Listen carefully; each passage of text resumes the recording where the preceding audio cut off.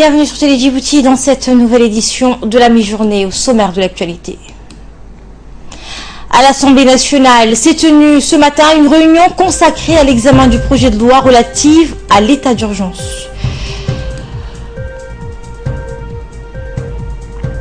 Et en Irak, l'armée a annoncé avoir repris le contrôle du dernier bastion jusque-là aux mains des djihadistes de l'État islamique dans la ville d'Al-Ramadi. Voilà pour le sommaire, merci de nous accueillir chez vous.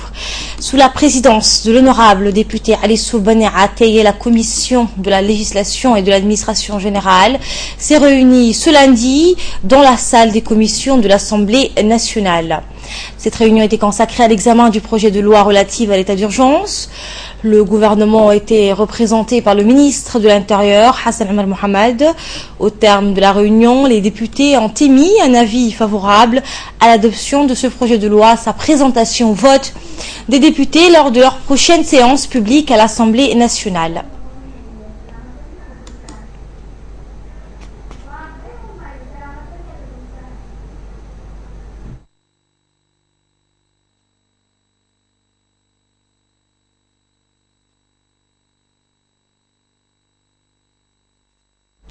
Sport à présent avec cette ouverture d'un stage pour les joueuses de tennis de table.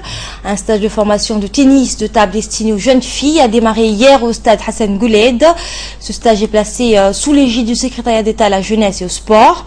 Il est initié par la Fédération internationale de tennis de table et la Fédération djiboutienne de la même discipline. L'objectif de cette formation est de relever le niveau du tennis de table de nos jeunes pongiste. Une vingtaine de jeunes filles passionnées de tennis de table vont bénéficier de cette formation qui va durer jusqu'au 3 janvier prochain. De développer le tennis de table, disons, auprès de personnes pour lesquelles c'est pas forcément évident de le pratiquer dans un autre contexte. Donc c'est pour ça qu'on est vraiment très très heureuse avec Carole de venir faire ce stage dédié aux filles, et ça nous tient vraiment à cœur. Donc de vous, à la fois que vous preniez vraiment du plaisir, ça c'est très important. Et puis comme le disait Carole, l'objectif c'est de vous faire découvrir un peu ce que c'est que le tennis de table. Et je suis très heureuse aujourd'hui d'être là parmi vous pour l'ouverture de ce stage de formation féminine qui est une première à Djibouti pour le tennis de table.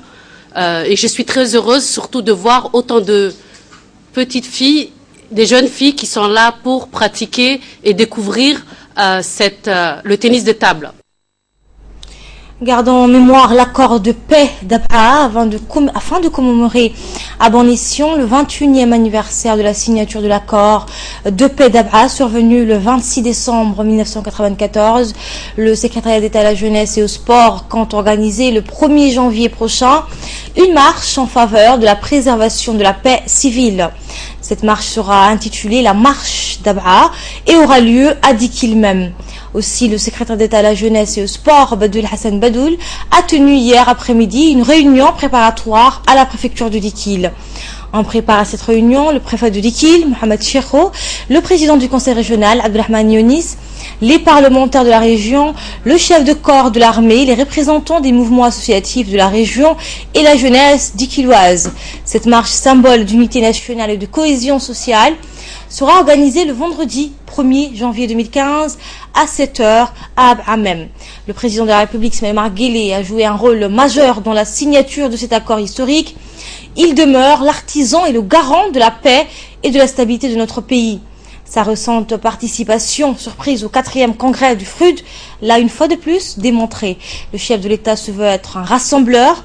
Il place la promotion de la paix qui doit être inculquée à tous au cœur de ses préoccupations et actes politiques.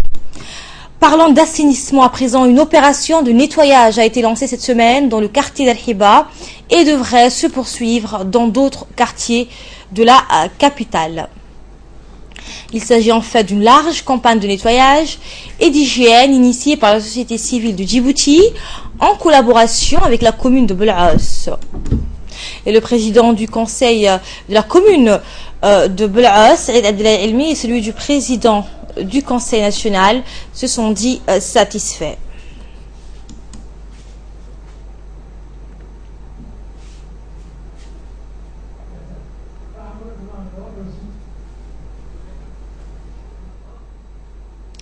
Une page nécrologie pour achever nos informations nationales. Nous avons appris avec regret le décès de feu Ahmed Qassim Ousmane, survenu hier à l'hôpital Al-Rahma, suite d'une longue maladie. Le défunt travaillait au camp Lémonier, a laissé derrière lui une veuve et 7 enfants. Nous présentons nos sincères condoléances à la famille du défunt et prions le Tout-Puissant de l'accueillir dans son paradis éternel. Que Dieu l'accueille dans son paradis éternel. Autre disparition, c'est également avec une immense tristesse que nous avons appris le décès survenu hier à Djibouti de Madame Khadija Burhan Ali Walki, sœur de Monsieur Mohamed Burhan Ali, premier conseiller de l'ambassade de Djibouti à Bruxelles, et nièce de Mounawar Ali, première conseillère également de l'ambassade de Djibouti à Cuba. En cette douloureuse circonstance, le ministre des Affaires étrangères et de la coopération internationale Mohamed Ali Youssouf et le ministre délégué à la coopération internationale Ali Silay, ainsi que l'ensemble des cadres et personnels du ministère s'associent à la peine de la famille et lui présentent leurs sincères et tristes condoléances. Que Dieu l'accueille dans son paradis éternel. Passons à l'actualité africaine et internationale à présent. En Guinée, un économiste de 54 ans, Mamadi Youla, a été nommé Premier ministre. Cet expert des questions économiques ne fait partie des ténors de la classe politique et sa désignation a quelque peu surpris. Écoutons le commentaire d'Udis Adoita. Mamadi Youla, jusqu'alors directeur général d'une compagnie minière, a été nommé Premier ministre par le président Alpha Condé. Il doit former un gouvernement selon le décret des nominations, je cite, tourné vers la création d'emplois, la jeunesse et la reprise économique. 5 jours après avoir été investi par un deuxième mandat de 5 ans, le président guinéen Alpha Condé a suscité la surprise en nommant Mamadi Youla au poste de Premier ministre. Loin des professionnels de la politique, les choix présidentiels s'est porté sur un économiste de 54 ans, acteur du secteur privé et minier guinéen. Directeur général de la compagnie minière Guinea Alumina Corporation, depuis 2004, Mamadi Youla est le principal animateur d'un vaste projet d'exploitation de la bauxite et de raffinage d'aluminium dans la région des Bokeh, au nord-ouest de la Guinée. Né en 1961 à Conakry, le nouveau Premier ministre a suivi un cursus universitaire d'économiste qui l'a conduit de l'université d'Abidjan, puis à Paris où il a obtenu un diplôme de 3e cycle sur les banques et les finances. Il avait cependant occupé des postes dans la haute administration guinéenne et a même été, en 2003 et 2004, conseiller du Premier ministre chargé des questions économiques et minières. En Irak, l'armée a annoncé avoir repris le contrôle du dernier bastion, jusque-là aux mains des djihadistes de l'État islamique dans la ville d'Al-Ramadi. Un porte-parole de l'armée irakienne a indiqué que les combattants de l'organisation de l'État islamique se sont repliés vers d'autres secteurs de la ville assiégée par les forces irakiennes et les leurs alliés formés des différentes. La ville d'Al-Ramadi est située à une centaine de kilomètres à l'ouest de Bagdad, annonce un porte-parole militaire. Explication. Les combattants de l'organisation de l'État islamique semblent avoir bien abandonné le complexe administratif de la ville Al-Ramadi, où ils rassemblaient les gros de leurs forces et se sont repliés vers d'autres secteurs. Tous les combattants de Daesh sont partis. Il n'y a pas de résistance, a déclaré un porte-parole de l'armée irakienne, Sabah Nu'man. Il a précisé que la zone doit toutefois être nettoyée des mines et pièges explosifs déposés par les combattants djihadistes avant que les troupes irakiennes puissent y entrer. Le président du Parlement, Salim Al-Joubouri, a salué pour sa part cette victoire, soulignant que ceux qui l'ont réalisée sont des héros. La ville de Ramadi a été libérée des terroristes, a-t-il ajouté. Selon les porte-paroles de la coalition internationale contre l'État islamique menée par les États-Unis, ces succès est le résultat des mois de dur travail de l'armée irakienne, des services de lutte antiterroriste, des forces aériennes irakiennes, des polices locales et fédérales, ainsi que des combattants des tribus. Ils ont été soutenus par les plus de 600 frappes aériennes. Le gouvernement n'a pas révélé le bilan total des victimes dans ses rangs depuis le début de l'opération. La reconquête de Ramadi redore les blasons de l'armée irakienne qui avait été fortement critiquée pour son humiliante déroute en juin 2014 face aux combattants de l'État islamique. Situé à 100 km à l'ouest de Bagdad, Al-Ramadi est le chef-lieu de la province majoritairement sunnite d'Al-Anbar, la plus grande d'Irak et qui est frontalière de la Syrie, la Jordanie et l'Arabie Saoudite. C'est la fin de cette édition. Merci pour votre très aimable attention. Restez avec nous pour le focus. La direction de la CNSS porte à la connaissance des assurés sociaux que les soins dispensés au niveau de toutes les structures sanitaires publiques leur seront désormais accessibles. Un guichet CNSS sera disponible 7 jours sur 7 pour l'accueil et l'information des assurés qui devront se présenter munis de la carte biométrique de la sécurité sociale. Les malades bénéficieront du tiers payant, c'est-à-dire qu'ils sont exemptés de toute avance des frais de soins sur les actes de consultation curative, enfants et adultes, effectués par un médecin généraliste ou spécialiste, les analyses médicales, les examens de radiologie, les accouchements simples ou par césarienne, la délivrance des médicaments essentiels figurant sur la liste nationale des médicaments, les hospitalisations avec ou sans intervention chirurgicale. La CNSS se charge de rembourser les frais d'actes de soins consommés sur la base des tarifs fixés par l'arrêté numéro 2015/795/PR/MTRA du 10 décembre 2015.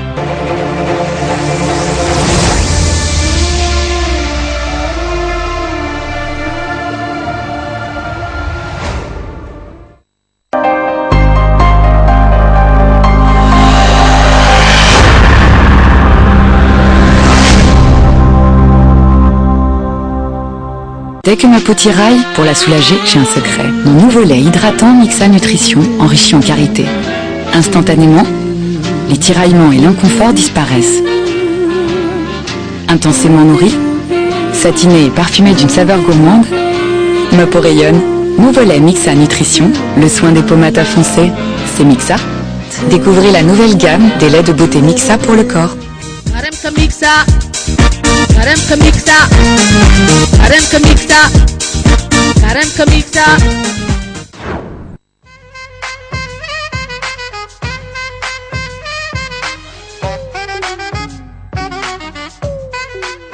Les produits cosmétiques bio Dr Tafi sont disponibles à la boutique Svams. Une large gamme de parfums, soins de visage et corps pour hommes et femmes, ainsi que des parfums d'ambiance. Pour les fêtes de fin d'année, le chèque cadeau Svams est un moyen simple et pratique qui vous permet d'offrir un cadeau sûr de faire plaisir. Et pourquoi pas les coffrets cadeaux? Vous pouvez créer vous-même, selon vos envies, des compositions personnalisées à offrir à tous ceux et celles que vous aimez. Profitez de la promotion de 30% sur tous les articles jusqu'au 31 décembre 2015.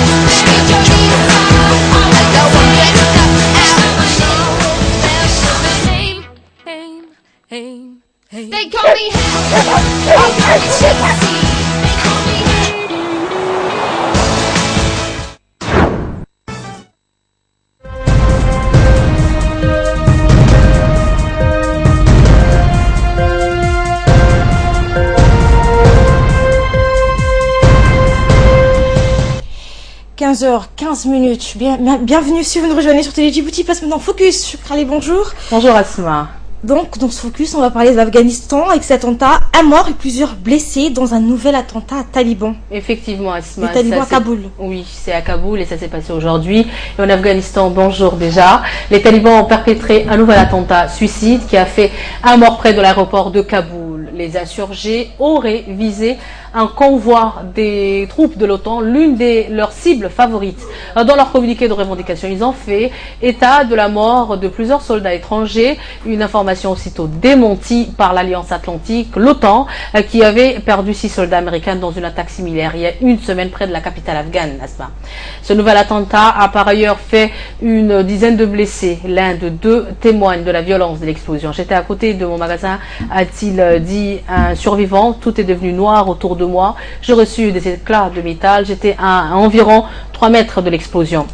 Je vis également, a-t-il dit, un adolescent à terre. Il était mort. C'était vraiment terrible. Ce nouvel attentat intervient alors que Kaboul tente de relancer les négociations de paix en suspens depuis l'été dernier avec le Pakistan. Les États-Unis et la Chine pourraient avoir lieu la semaine prochaine. Les talibans n'ont pas encore réagi à cette annonce, Asma.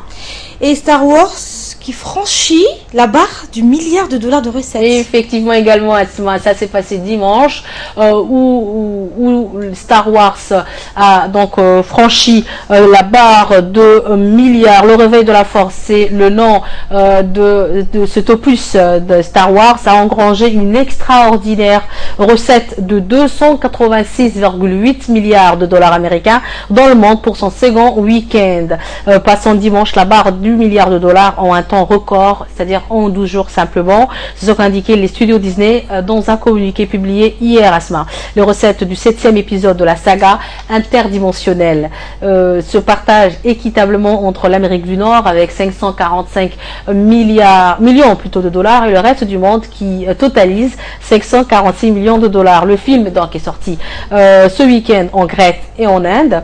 Il est désormais visible à travers le monde entier, à l'exception donc de la Chine où sa sortie est attendue le 9 janvier prochain, donc l'année qui arrive dans quelques jours, on va dire à cela. Et donc il a aussi contribué à un record de recettes des salles nord-américaines, tout film confondu, pour un week-end de Noël avec des rentrées de 300 millions de dollars. Et un insolite en Chine. En Chine, où un restaurateur facture l'air pur que respirent ses clients. Ça se passe qu'en Chine, et c'est la ville de Shanghai, en Chine, qui est plongée dans un brouillard de pollution.